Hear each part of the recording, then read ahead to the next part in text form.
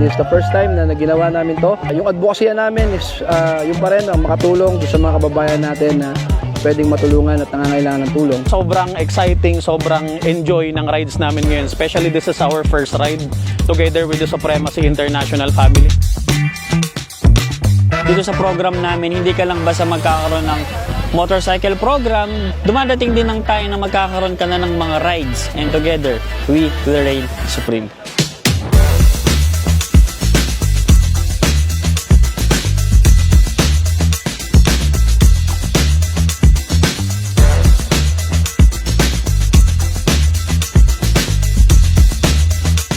Registration, nasa 40 riders kami. So, etong ride na to is double purpose. Ayun, nag-enjoy na kami, nakatulong pa kami. Lahat ng rides ng Supremacy, sasama tayo.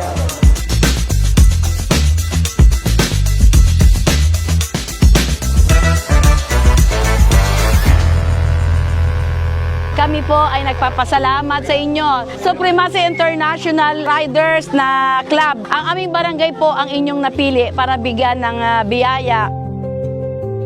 Ito po yung unang rides na ginawa namin.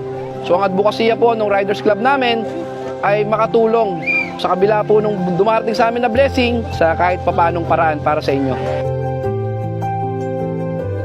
Nag-outreach kami, namigay kami ng mga relief goods sa mga tiga dito sa Norsagaray, Bulacan, and sana sa ibang lugar makapag-abot din kami ng konting tulong.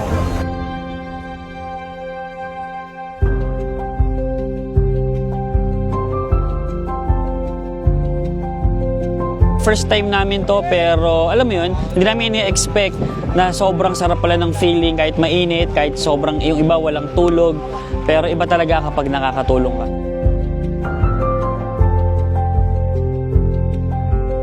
Every time na tumutulong kami, napakasarap sa pakiramdam.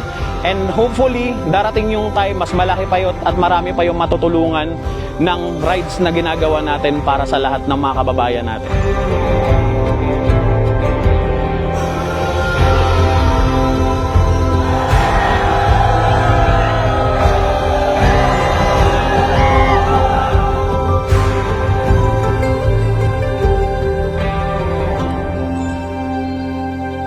We